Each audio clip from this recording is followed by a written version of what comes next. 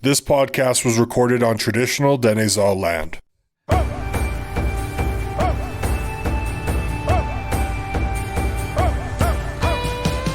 Hello, it's Trey, and welcome to Before the Peace in 2024. Our first guest of the year is Vince van Wieringen. We chat about when he discovered that he was Métis, learning about his heritage, his work with Métis organizations, and more. Since moving to Fort St. John a couple years ago, Vince has delved headfirst into helping the community through different board positions. He's a part of the Fort St. John and District Chamber of Commerce, the Rotary Club, and the North East Métis Association. Before we check in with Vince, make sure you email us at beforethepeace@energeticcity.ca for any comments or story ideas you may have. Also, you can hit us up on Instagram at beforethepeace and beforethepeace_ on X, formerly known as Twitter. And last but not least, before we get into the interview, let's get paid. This podcast wouldn't be possible without the help of Troyer Ventures. Troyer has been serving our community and the energy industry with tank and vac trucks since 2000. They are built on the principles of hard work, service, and community, and they are proud to offer the financial support to make this program possible. Okay, I know you've been waiting. It's been about a month. Well, you're waiting every month if you're listening to the podcast that way. But we're about to get into the episode with Vince. Here he is.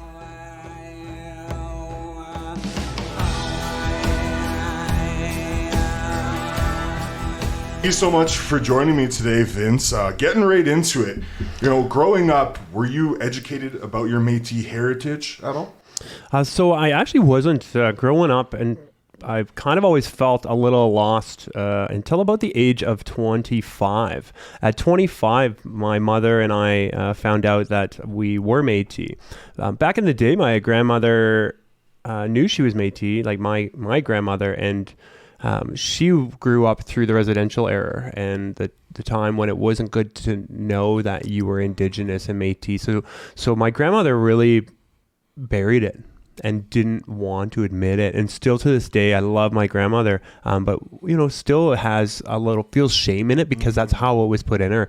So at about 25, when I was 25, we found out that we were Métis. We did some genealogy, looked into it. My mom did all the work, and really, that's when I found out. And at that point, I got a real sense of belonging when I started looking into the Métis and who I was and connecting with the community and stuff like that. So yeah, I was 25 when I found out. I wish I had known a little earlier, and that's why we have our children learning right from an early age. Yeah, which is great. And I was going to ask that too, kind of, learning from that point of you kind of learning a little bit later in life, which we'll get into, and I've mentioned it a lot on the podcast, but it's same for me. I'm kind of going through that, learning my identity and my culture as well, being Métis. Before I comment specifically, I wanted to bring up you saying your grandma. It seems like a common theme because my grandma just turned 80 in December. It was similar, and like over the past 5 years, she's actually really started to look into her genealogy, our family's genealogy, and she, has her Métis card and everything along those lines. But she told me when she was brought up, her parents were the same way. It was kind of, they were ashamed of it, so they never mentioned that they were. Like her dad is Indigenous, and it wasn't talked about ever. It wasn't something that they ever mentioned. And so I guess, is that something you've heard a lot, working with Métis societies and associations? 100%, definitely. I've heard it, not only from my family, but from other members as well. everybody that is in their 80s and older, there was an era where you had to hide your identity, and we're working through this truth and reconciliation, and the government's taking steps to rectify the past errors that were made.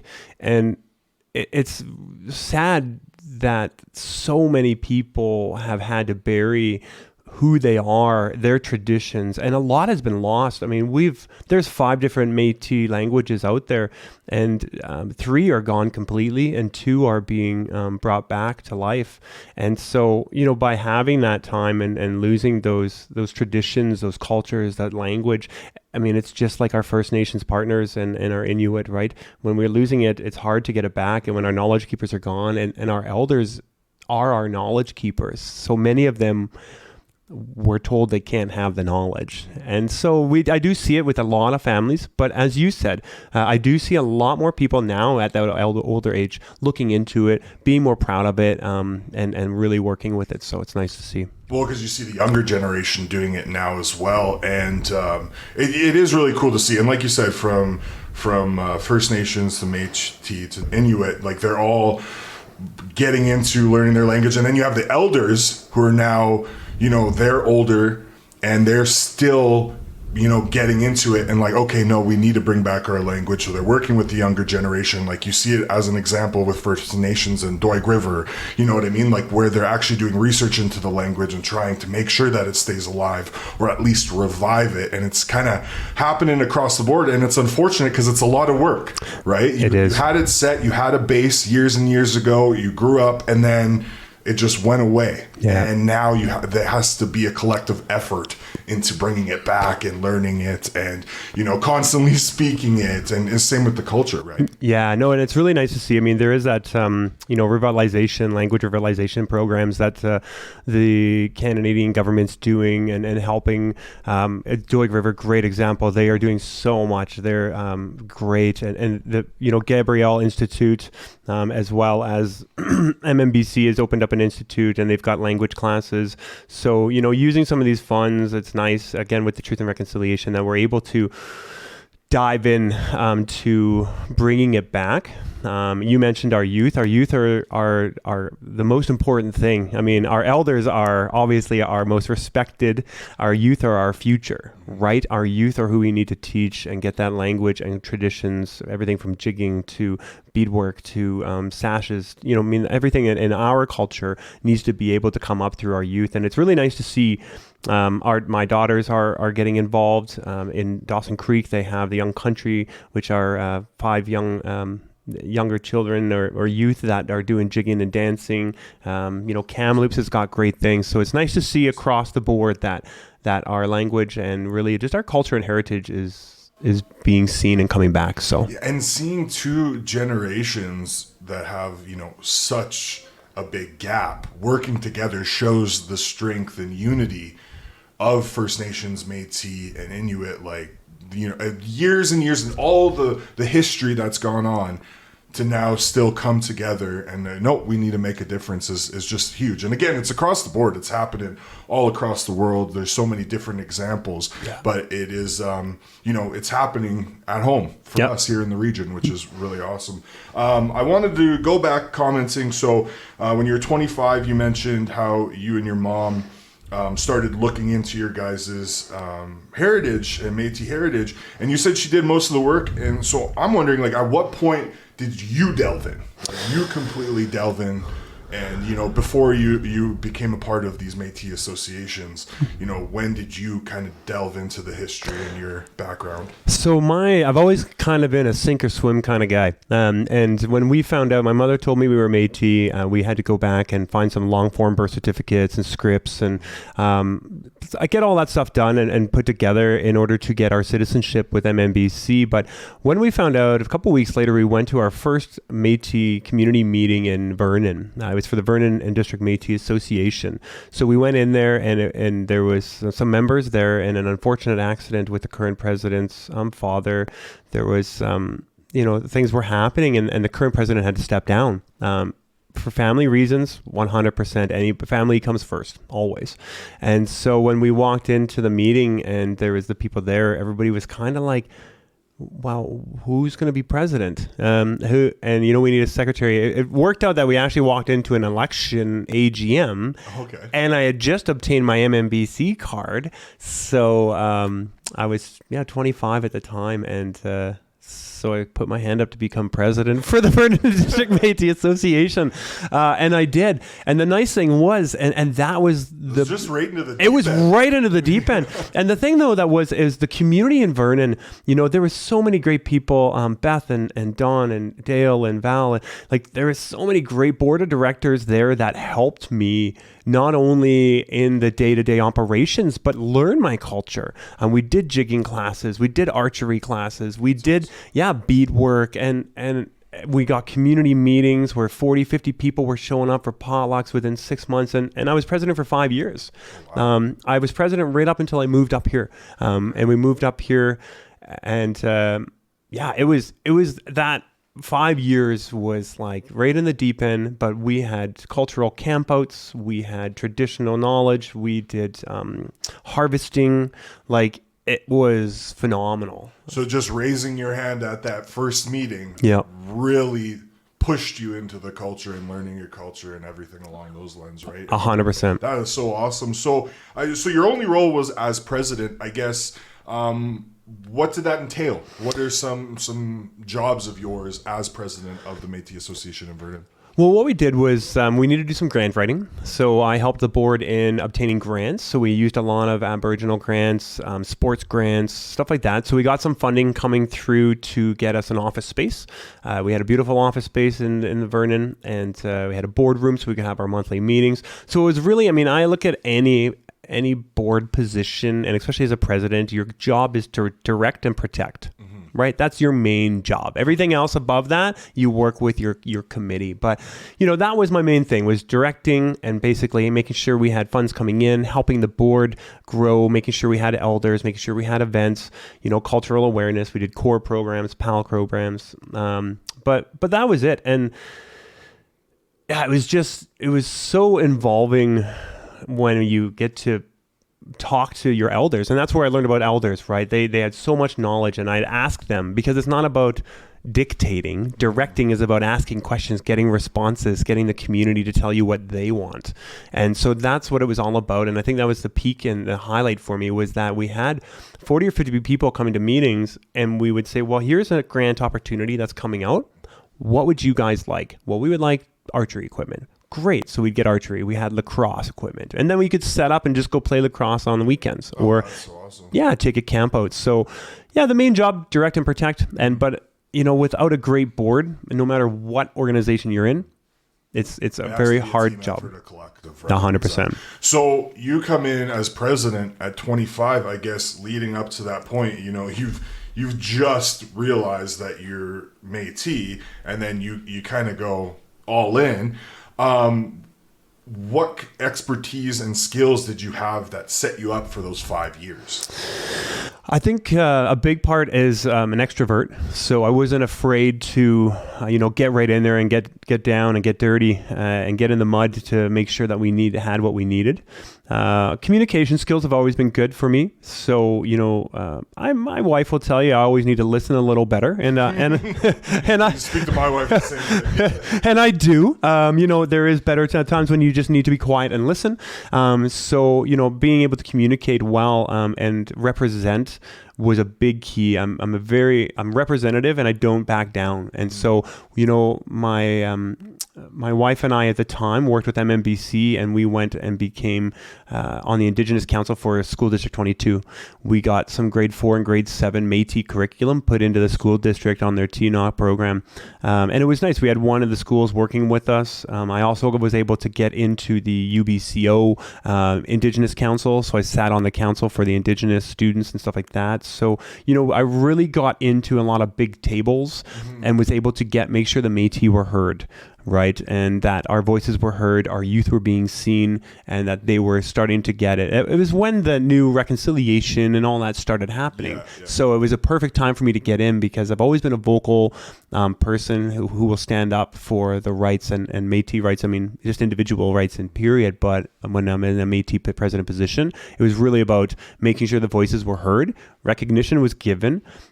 Also the recognition that we're not trying to take or push or be bullies or anything like that, because recognition is different than trying to go above and beyond and take credit, right? It's not what it's about. It's just recognizing that the Métis have their own distinct culture, heritage, and traditions. And so that's what I was really good at.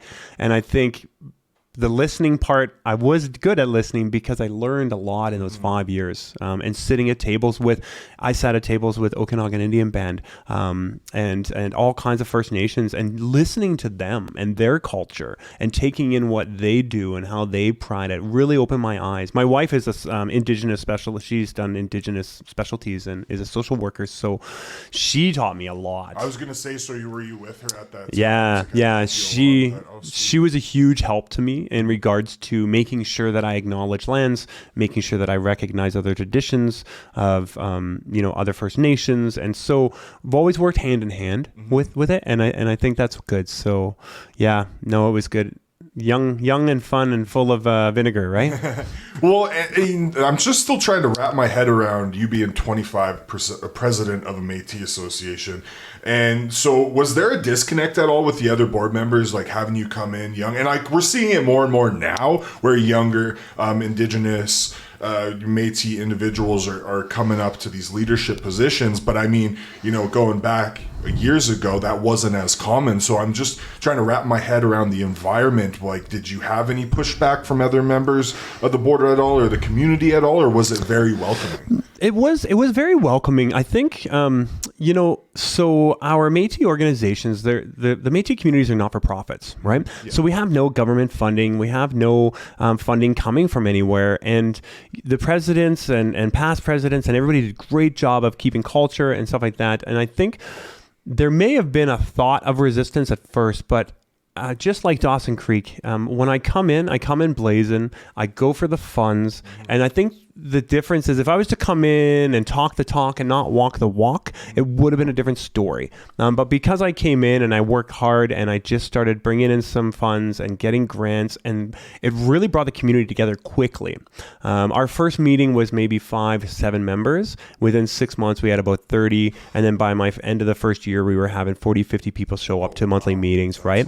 Yeah, and our community events were anywhere from 30 to 50. We had summer gatherings and there'd be 50 to 60 people. But I don't think the age, I think a little bit was, but again, respect goes a long way. And the elders that were on the board that when I started stayed on the board because I didn't try to change things. Like you can't go in and change everything, but you can make some changes. So by going in and asking them what has happened and what they did and figuring it out and taking some of what was working and getting rid of what wasn't. So I think that created a good bond between us and the board. So with the grant funding, I guess, how were you familiar with that before getting in? Or did you just learn quickly and just go with it? Learn quickly and went with it. So really, grants are pretty simple in regards to... Extensive, right? It's, you just got to spend some time thinking out and planning. A big part of it is communicating with the community, right? Because I could easily put together a grant in an hour at home, but it may not be what the community wants.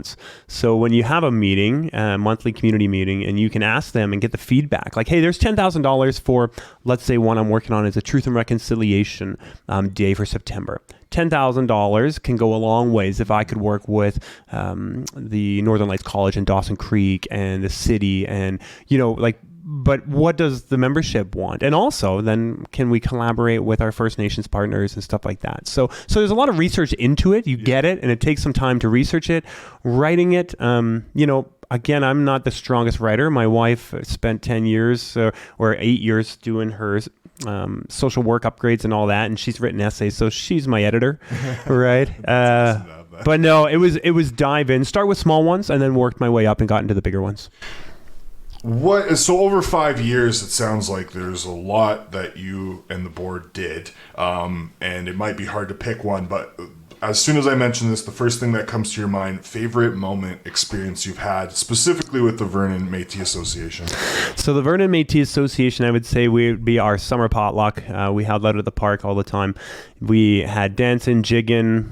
We had games, bobbing for apples, beadwork, and lacrosse. So I think that the highlight was the first one we did, and the board worked so hard to put it together. We communicated it well through social media in the offices, and about 50, 60 people showed up, and that was the first one for me, and that to me gave me the sense of community, connectiveness, and really, Métis culture. The Métis business gets done around the dinner table. That's how we've always done it. And when you can gather and you have kids smiling and playing and laughing and giggling, and the elders are sitting at a table talking with each other, and I'm barbecuing food up, and I have that time to look around. It's just being able to look around and see that was inspiring, really. So are you a part of a local Métis society? I saw on your LinkedIn that you're with the North East Métis Association as a vice president, and that's based in Dawson Creek. Are you with any Métis Associations society, nonprofit basically in Fort St. John? So the Métis Society here, the Fort St. John Métis Society, I am a member in good standing with them, and unfortunately, we had some fallout with the board, and we didn't see eye to eye. There was just a little bit of what I felt was lateral violence towards myself and my family. And I'm very Métis. When I moved up here, I really needed to focus on my job, getting my family situated. So I had to take almost 6 years just to build and get my wife, she finished her education, my children through their schooling. So I kind of stepped away from the Métis. We still did some Métis things and paid attention and went to events, but we weren't really engaged in the community as much as I used to be.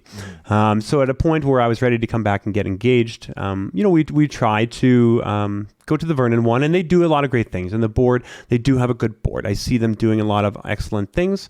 There was just something that happened, and unfortunately, we haven't really been able to communicate much and keep eye on it. And we really want to be part of community. Like our big thing, my family, my girls, my daughters need to know heritage, need to know culture, need to have events to go to. And so Dawson Creek, I was in Dawson just to meet Sadie Lukin. And when I stopped in there, she was such a warm, welcoming lady at the office downtown. And my wife works for Métis Nation British, is kind of like a contractor for the suicide prevention safe talk for Métis Nation British Columbia. So we actually went down there to talk to Sadie about hosting one through the Métis organization. And so we did that. And Sadie was talking about the society, their association, and how they could use some help. And I said, well, you know what? Let's do it. What do you guys want to do? And we started talking, and I just felt like she really wanted help. She was clearly just needed some guidance, and the board, I met with the board, and they were so welcoming again. It was almost like a Vernon all over again. It's a repeat. It was. And the sense of belonging I got from the first meeting I had with them, and they were just like, Vince, and same thing, I came home that night, I had 4 grants written. We've got 2 Northern Health grants, another grant coming from an Aboriginal. We have a bunch of great workshops that are going to be coming up and happening, and traditional workshops as well. So yeah, I still try to attend anything that is in Fort St. John. I just like to hold monthly meetings and have monthly meetings for connectiveness and get the community feedback. And I just feel Fort St. John's doing a great job, but I just need a little bit more. And Dawson Creek was able to give that to me. So that's awesome. And so just kind of unpack, you said a lot there, and I do want to of course to a little bit of the issue / misunderstanding with MNBC. So first of all, just for residents who don't know, so there's 2 provincial bodies. There's MNBC, right? You bet. And then there is the BC Métis Federation, right? Yes. And those are the only 2 main bodies. So I guess first of all, the North East Métis Association, where does that fit in? So the North East Métis Association. So I'll give you a 10,000 foot kind of governance on how the Métis is going. So there's Métis Nation Council, which consists of the Métis Nation British Columbia, Métis Nation Alberta, Métis Nation Saskatchewan, and Métis Nation Ontario. So Métis Nation Council consists of those, and then under those is kind of the Métis Nation British Columbia, and that's kind of where we fit. And underneath Métis Nation Columbia, Métis Nation British Columbia is formed as a governance to help the 40 chartered communities within British Columbia. Okay. So the associations are kind of those communities underneath that. The province of British Columbia is broken into 7 regions, right? Kind of, if I look at it, it's pretty close to the hunting synopsis, 7A, 7B kind of thing. That's how I look at it. But and so those regions each have a director that kind of helps their communities. And here we have 5, Kelly Lake, Dawson Creek, Fort St. John, Chetwynd, and Hudson Hope are the 5 chartered communities by Métis Nation British Columbia. So Métis Nation British Columbia is the governing body that follows the standards in which you need to identify as a Métis citizen, which is tracing your genealogy back to the Red River settlement, Batoche, Saskatchewan, Manitoba, right? So, and Saskatchewan. And so if you can trace your genealogy back to the motherland, then you're recognized as a Métis. And so MMBC represents those bodies. There's 25,000 card-holding MMBC citizens right now, with I think about 90,000 self-identifying. And I think, don't quote me, but at the last meeting I was at, the AGM in Kamloops this summer, there was about 6,000 to 7,000 cards pending the process right now. So people are applying. So that's Métis Nation British Columbia and how that works. The British Columbia Métis Federation is kind of another body. And, I don't diminish the work that Keith Henry is doing. I know I've met Keith Henry. He's a good individual. He's got good means at heart for the Métis. And they are, trying to do the same thing that Métis Nation British Columbia is doing.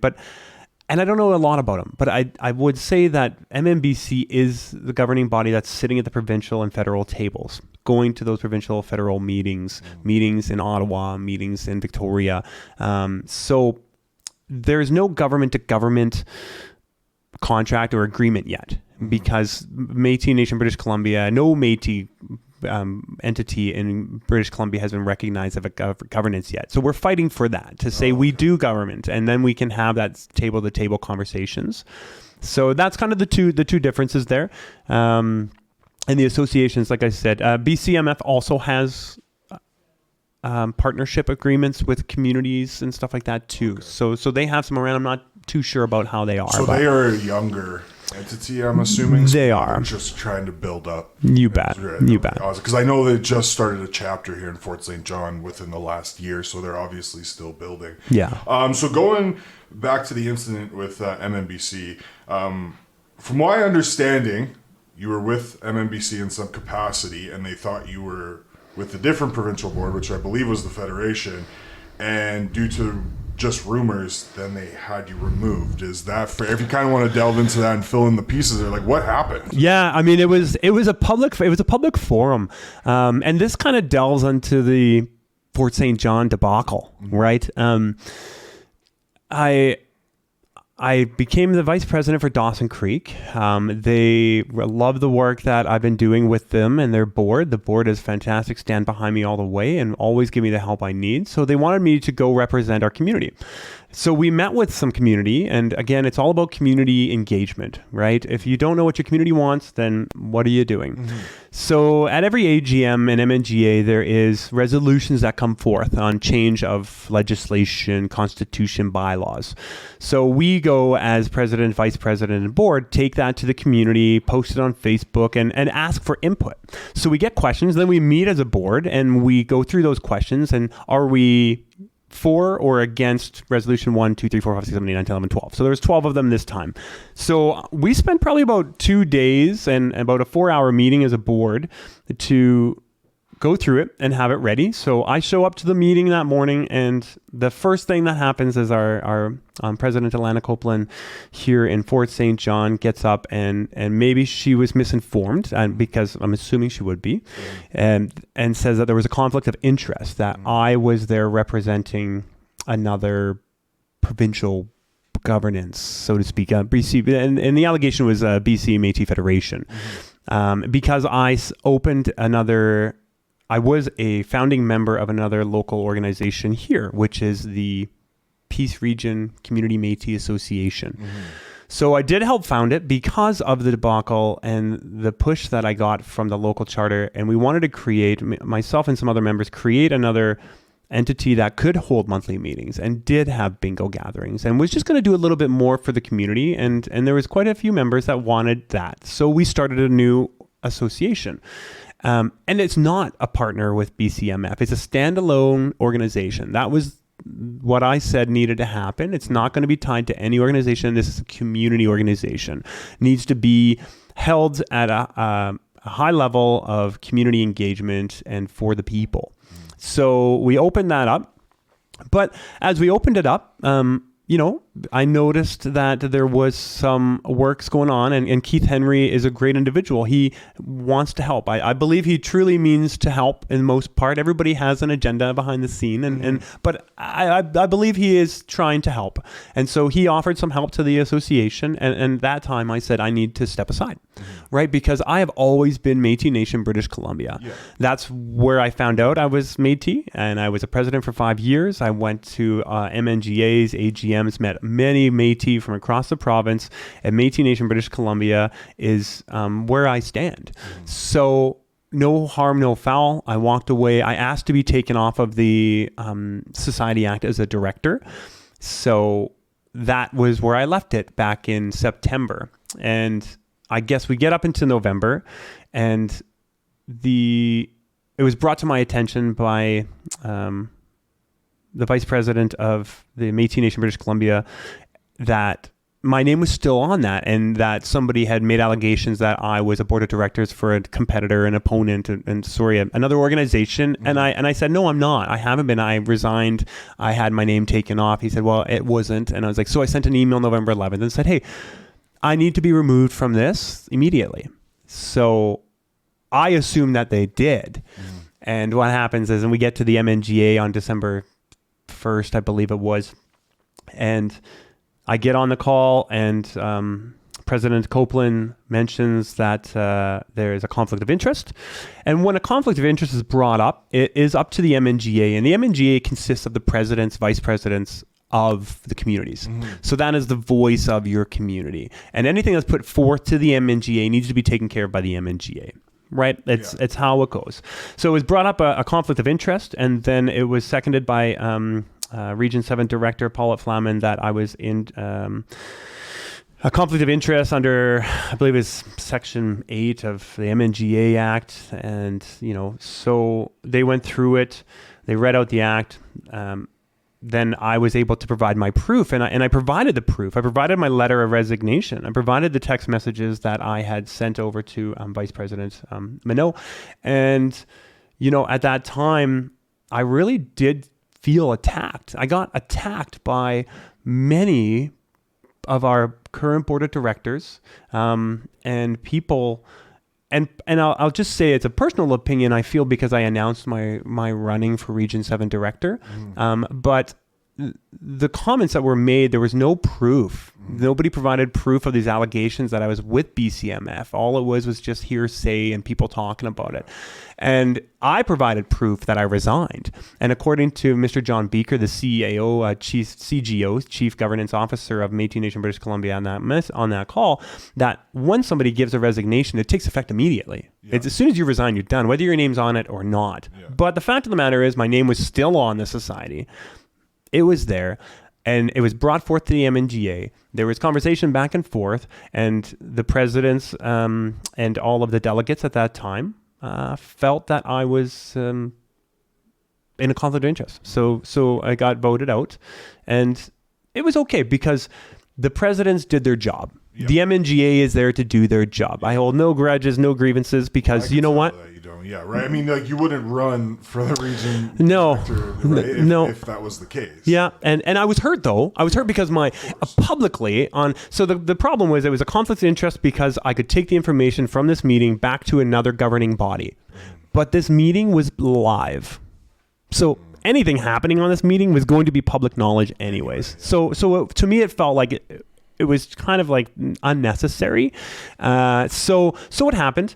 And what happened then is there was a motion and a resolution put forward basically for me that I needed to prove that I was not.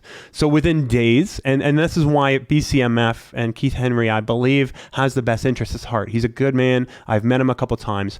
But he wrote a letter publicly stating that I have never been a part of BCMF, a member of BCMF, or a director on any community for BCMF, and he launched that publicly, which was a nice thing to do, I think, because he called me that day and said, Vince, I just watched live what happened to you, and I feel bad.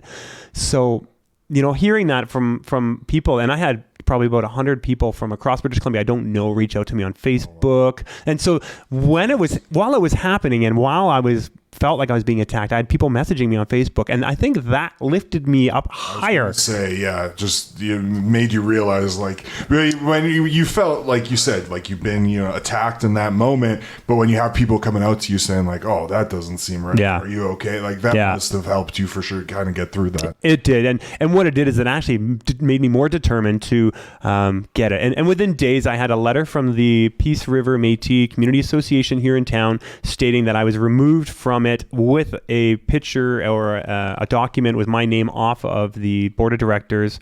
I had a letter from them as well stating that I did resign September and that it was their error that they didn't take me off. I had the letter from Keith Henry. So I sent that all to Métis Nation British Columbia, I think probably December 11th. So like a week after. Governance officer John Beaker was great. I sent it to him, the board of directors, current president, vice president, and CEO of Métis Nation British Columbia, and said, here's the proof. And they reinstated me to the MNGA. Awesome. Yeah, so that's all been taken care of. But, it was public. It was publicly humiliating, so to speak, in a way.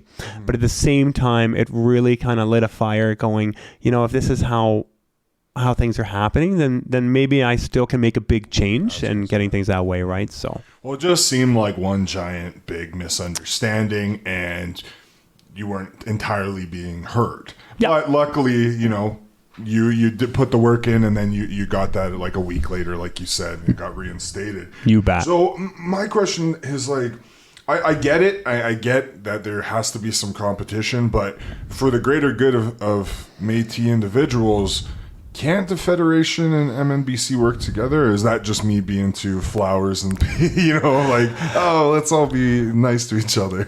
Well, I think you can. Okay, so I look at it like conservative NDP, Green parties, stuff like that, right? Okay, can you really get them working together? Because they do have different beliefs and ways that they want things to go. Now, can they work together to form a good governance? Perhaps, right? Because again, if you don't have somebody calling you out on things here and there, then is it really a governance, right? So to speak. Because I was just going to say with you, like you can tell that you are loyal to MNBC. You want to be there. You want to spark change. But obviously you understand what BC Métis Federation is doing. It's not like you want to be a part of them or jump ship, but you see what they're doing. You see what their president, that's their president you were talking about, right? What he's been doing and who he is, and, kind of having your back, even though you are with MNBC. Like, it seems like that type of relationship could be there, like you're saying, to form that governance and go back and forth. I think you have to have respect for anybody in the world, right? You have to have respect for anybody that has different beliefs or does things differently.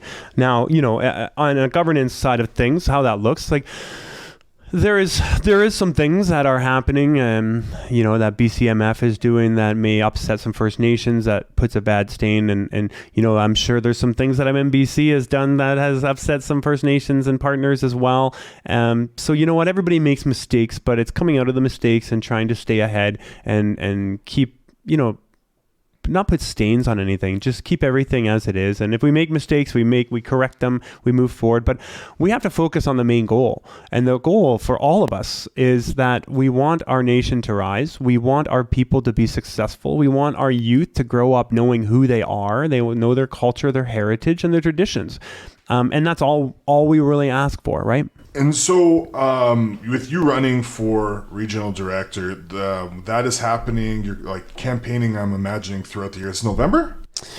Yeah, I think I announced in October that I was running with the team. And so it hasn't really been campaigning, more so just getting the name out there and talking to people and seeing the election. So I will be going down to the MNGA in I think it's in Abbotsford, so that's going to be March 1st to the 3rd. So I'll be down at the MNGA live.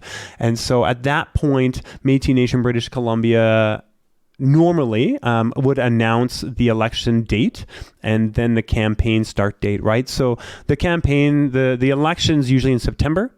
We have to pick the CEO, so the company or people that will run the election.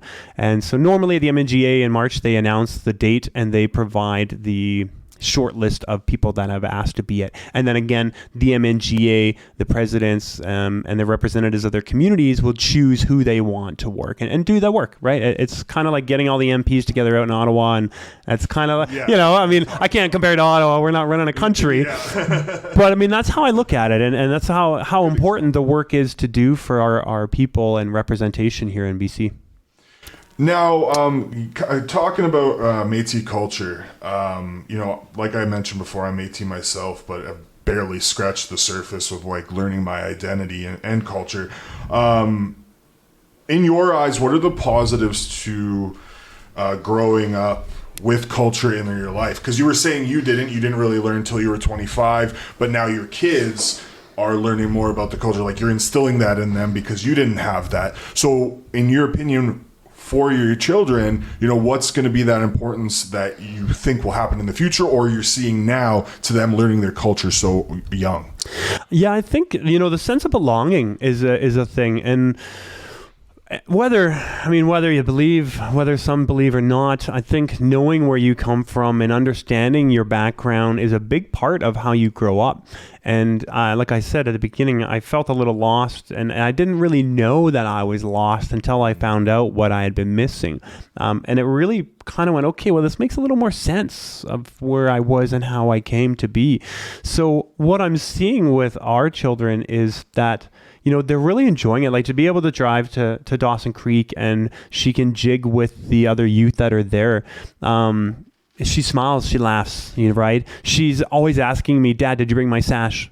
Right? She doesn't quite understand the importance of the sash, my 7-year-old yet, but she knows that it's her culture and that she needs to wear it when she goes to community events, and she's proud to wear it, right? And seeing pride is something that we didn't see in the generations above us because it was so frowned upon and shamed upon to some of our elders, not all.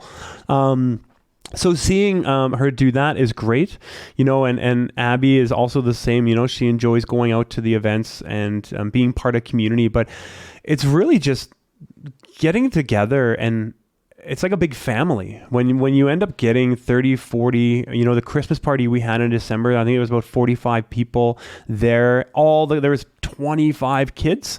And just watching our youth play and enjoy and listen to the Métis fiddle and jig and dance and play some Métis games, it was really nice to see. And they will never know, at what we feel when they're our age. Well, they will if they have children, but it's nice to see. So I think instilling it is a big part of my children's life and making sure that they just know. And again, a part of it too is teaching the respect of our First Nations as well.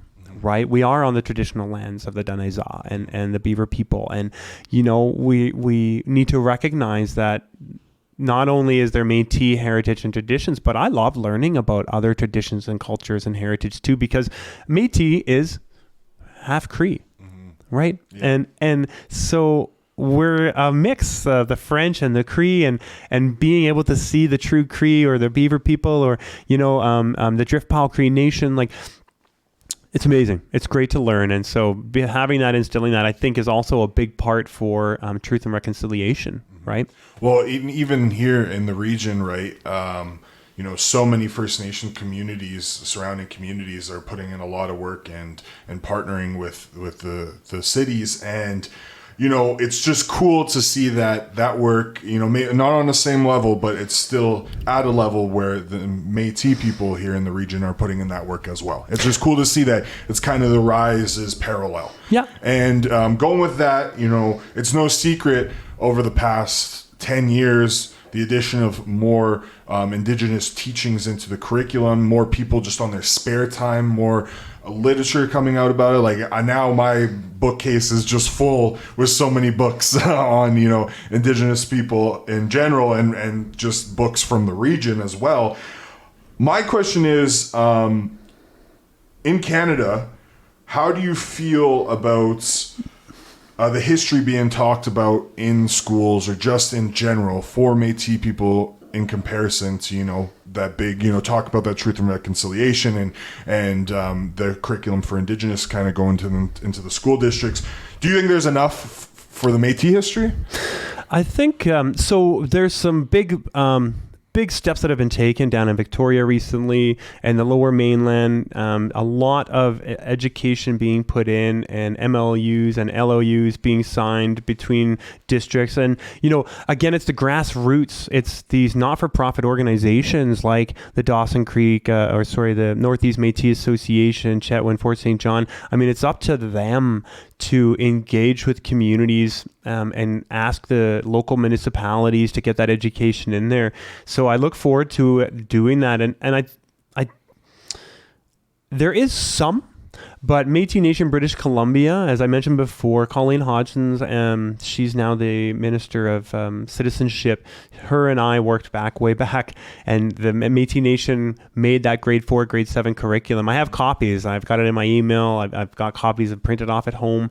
And it's nice because we have that. Currently, Métis Nation British Columbia, I've been told, is working on making it fit the curriculum more, because there's been some curricular changes since 12 years ago, right? Enough, yeah. So they're revamping that. Right. So I see that the local governance, like municipalities and school districts, are very open to it. Mm-hmm. It just needs to be presented to them, and it needs to be and the work appropriate. And the work needs to go into it. So I think we're getting there, and the Métis are coming a long way in regards to getting recognition and awareness. And that's kind of the big thing, is just raising awareness, right? Because there's a lot of Métis, and you got to be careful what you say, because there is Métis culinaries through the fur trade if we trace back, into the late 1800s and stuff like that. And I've found, since I moved from the Okanagan up here, there is so many more Métis people, right? It's so many people I talk to are, and but it's cool too that I talk to those individuals, and you see, they're interested in the work that's going on, whether it be MNBC or the Federation or whatever the case may be, that they're kind of delved into that as well. 100%. So you kind of commented regionally. What about nationally for the progress of Métis history going into the curriculum? Have you seen it in other places where you're like, ooh, we should have that kind of across the board? Mm-hmm. Yeah. So Manitoba doing a great job. The Métis Federation, Manitoba Métis Federation, is doing a great job. Chartrand, I may have had the name wrong, but they've been doing a great job. I believe it's Chartrand. He's been doing a fantastic job, and their federation out there is doing a great job, because that's the motherland, right? That's the homeland. We do run into some, there's that bill going through right now that's trying to recognize the governance for Métis Nation Alberta, Saskatchewan, and Ontario. That's before the Parliament right now, and that's trying to get government to government communications and sitting at the table. So I think if something like that is to go through, that'll definitely strengthen it in those provinces. Where we are in BC, that's getting a little political and really not up to me to talk about, because that's a Métis Nation British Columbia thing that they're doing. So I do see it going across. Now, as we get into the eastern provinces, because of what the definition of Métis is, there's a lot of controversy in the are you Métis past, well, some say Ontario or further, right? So how do you, according to the terms, you need to trace to the Red River. You need to be, you have to have some genealogy back to the Red River settlement. So kind of going into that, let's kind of, now go over to the process of getting your, what would the word be? Your card, your Métis card, citizenship. Your citizenship. Yeah, that's a perfect way to say it. So in terms of getting your citizenship, what's the work that needs to go into it? So you need to do the research, the genealogy, to find out basically where your roots trace back to. So it has to be the Red River. Just kind of delve more into that and what needs to happen there. Yeah, so basically you are, your genealogy, whether it's long form, we need long form birth certificates, script, titles, stuff like that. And it needs to trace back to the Red River settlement prior to 1902, I believe. So basically, if you've got that genealogy going back to there, then you're able to obtain your Métis citizenship. Alberta, BC, whatever province, up until Ontario. So that's kind of the process. And when you get your genealogy, you got your nice little genealogy map, you write it all out. It could be one side of the family because sometimes we don't know the whole other side. Yeah. And so by getting your genealogy, then it's simply Métis Nation British Columbia has actually just opened up a web hub. So a citizenship hub where you can go online and do it online now. So catching up with the times on digitization, right? So you can go online, submit your paperwork, fill out the forms. It doesn't take long to actually fill out the process to get it done. The genealogy is the hard part, the big part, right? It's the part. I have members in Dawson Creek who their genealogy is in Alberta, and they're having a hard time getting those long form birth certificates, and they've been working on it for like a year.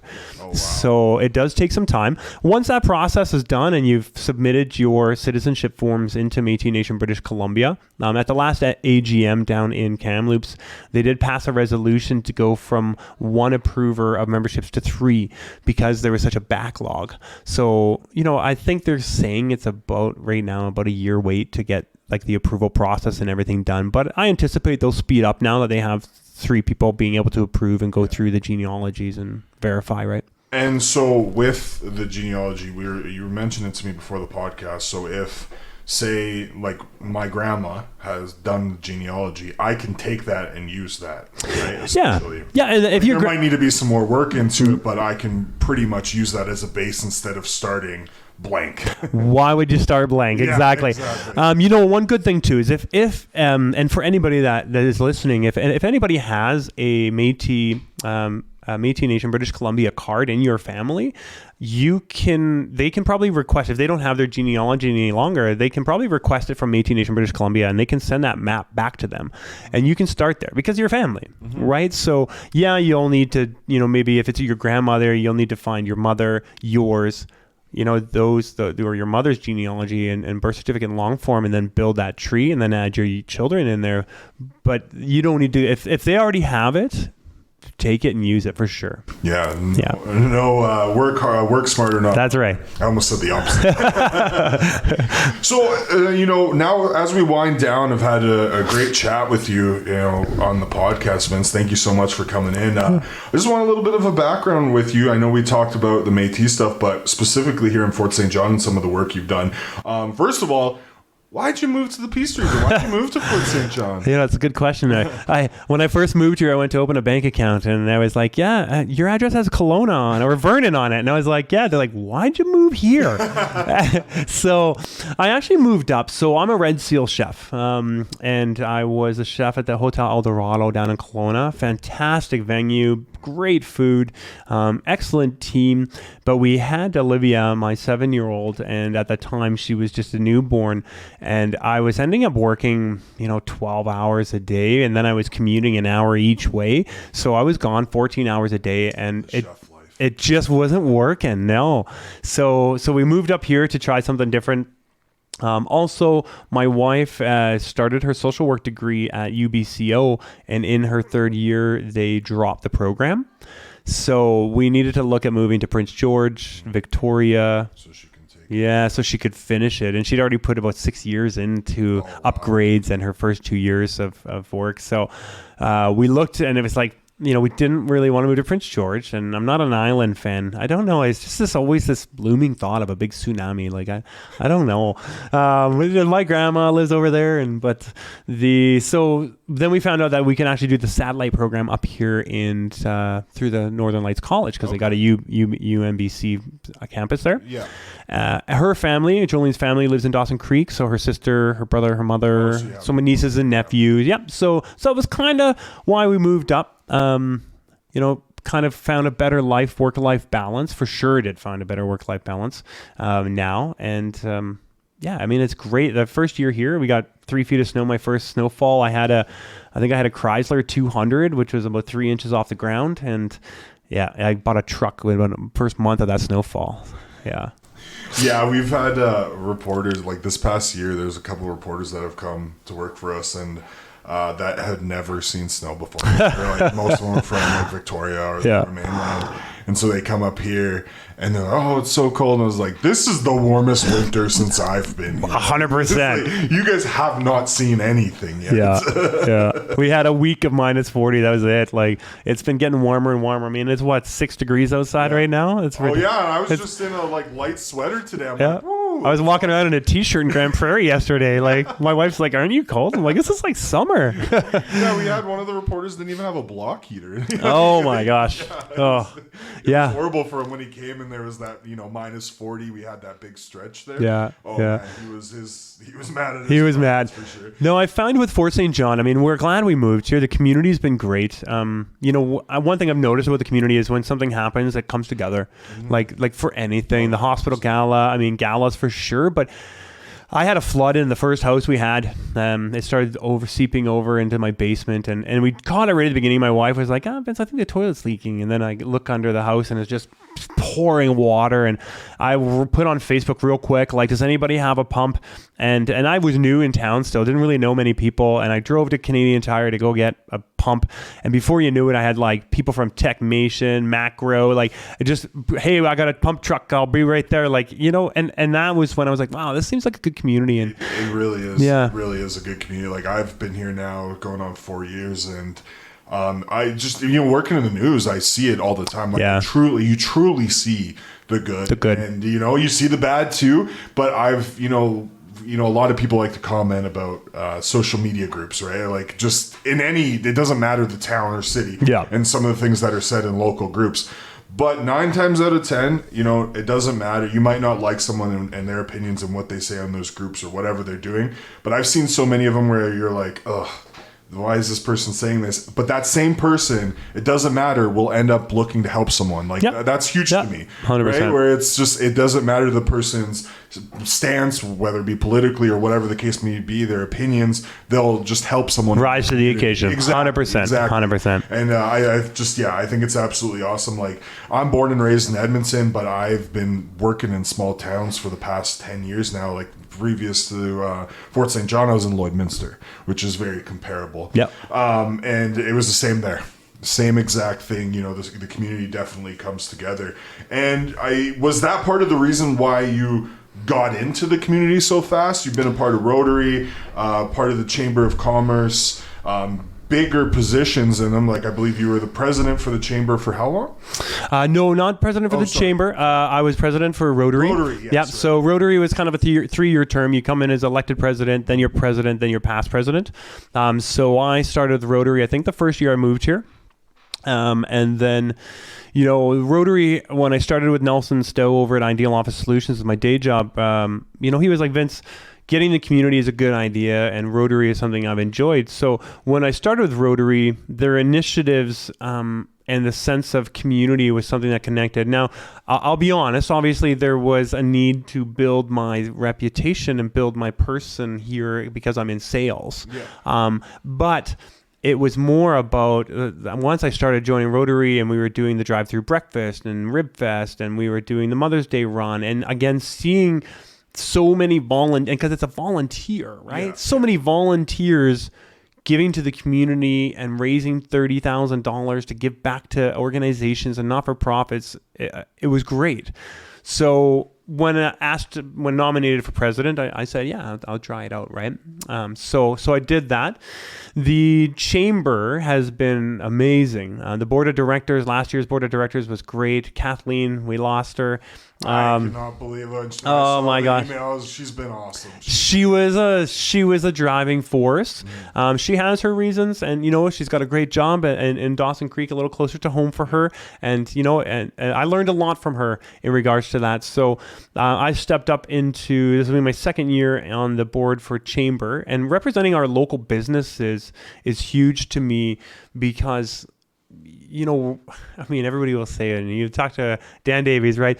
We're forgotten up here, right? We're forgotten. So having the capabilities of making sure that our communities, our businesses, our small businesses and large are all heard needs to be done. And so it's an honor to be able to do that as well. And so I've stepped in as vice chair. So next year I'll be first chair, and then the year after that. So in 2 years from now, I'll sit in as president for the chamber. Awesome. Yeah. Awesome. And so you said you've been there for 2 years. So Rotary, you've been here since the first year. So how long have you been with Rotary? How long have you been in Fort St. John now? Fort St. John, I always want to say 8 years, but my wife will tell me it's 7. I feel like it's been a longer, but it's been, well, my daughter will be 8 this year in April. So my wife is always right. Don't tell her I said that, but it is 7 years. We've been here for 7 years. Yeah. My last question for you, Vince, what makes you keep looking to give back to the community? Like, I know you mentioned, being a part of Rotary and, being in a sales position obviously helps, like for as a journalist and even in radio, like that's what we're told too, right? Yeah. To be a part network. of the community. Yeah. And network. Yeah. It's definitely huge, but to be a part of events that Rotary is doing, from cleaning the skate park to other initiatives, you guys are also helping out with that too. 100%. So my question is, why do you look to keep helping give a helping hand? Like, you have a day job, you have a 9 to 5, and you're on all these boards and doing all these other things and helping out whoever you can. What drives you to keep doing that?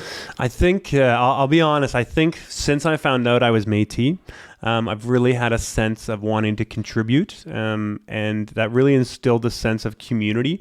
And one thing I learned from being Métis is that, community is key. And whether it's our Métis community and our Métis gatherings and our Métis connections, or our community in general, I think, for the most part, everybody wants to be good. Right? Everybody wants to help. Everybody wants to give back. And that's kind of what drives me, is I see everybody wants to be happy. Everybody wants to be positive. They just have some things happen. Bad things happen to good people, and people get in positions, or organizations need help. And if I can give any help at all, then why wouldn't I? Because I'm sure 5, 10, 15 years from now, maybe I'll start to slow down, right? But while I got the energy, I have a solid support system. My wife is so supportive. My children are super supportive. Like, I think it'd be different if I didn't have them. I may not be able to handle as much because they take a lot off. A lot of work, and like mentally, we're human beings. Oh. We need that support system. Well, and I got to meet, I meet every, lunches. I've got meetings almost every day. And then in the evenings, I'm having evening meetings. And, Métis Nation, British Columbia being on this, our presidents, the 30 or 40 presidents, have a chat, and we meet all the time and talk. And, I'm vice president. My president and I will talk, and we'll get on these meetings. But, we're always wanting to build for the nation. And if there's any way, I really want to know.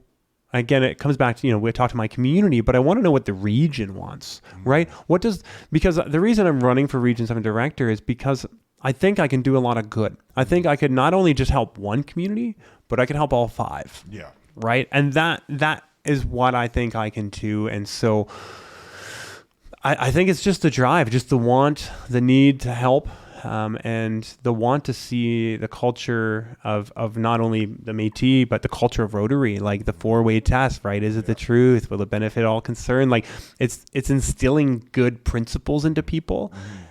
And I think if we can show, if I can show people that people are good, that'll make more good people. You know what I mean? And help. So. And like with volunteer positions, so like every month for the past 3 years, Energetic City, we've done this story called Co-op Community Champion. It's sponsored, yep. But it looks at who is doing good in the community, and other residents can nominate. And I'm the one who's been writing it for the past 3 years, and most of it's off of multiple people who volunteer. But you have to think, 3 years every month I've done that story. Like, that is near, I'm not great at math, but it's at least over 30 36, people, you bet, yeah. 30 different people, yeah. Right? And there's so many more out there. Yeah. And the biggest thing I hear all the time is, well, someone has to do it. Somebody's got to do it. Someone's got to do it, right? Yeah. And why not have, people that are super passionate? And it's not for everyone, but there are people that are super passionate about it. It was instilled in them at a young age, or they just went through a moment or something in their life where they realized that that's what they want to do. Yeah. So it's great that there are those opportunities, and there are people like yourself who are, taking on so many different things. But I definitely think more people need to come out so there's not like one person taking 100%. And I think that all comes down to leadership though, right? Yeah. Because leadership in groups determines, and like I go back to the direct and protect, right? If you can direct and protect a good way, you'll get people involved. And if you get people involved, then people are going to volunteer, and you take the workload of everything on 5 people to the workload of everything on 20 or 30 people. And that is what I want to do is I'm good at directing and protecting, and I'm good at helping and guiding. So if we can do that and build communities and build organizations, then so be it. And like you said, it's not for everybody, but on one point, being on a board and doing events may not be for everybody, but that person that won't sit on a board will show up when needed. Right? And that's what I notice up here is even the guys that are like, oh, no, I can't volunteer my time. But if you were to call them up, or if there was a post on Facebook, they'll be there, right? 100%. So, no. Sure. Well, thank you so much for chatting with me today, Vince. I very much enjoyed having you on the podcast. Learned a lot about Métis culture, and also a lot about the in and outs of boards. Yeah. There's a lot, like, you definitely know what you're talking about in that regard. So thank you so much. Not a problem. Thank you.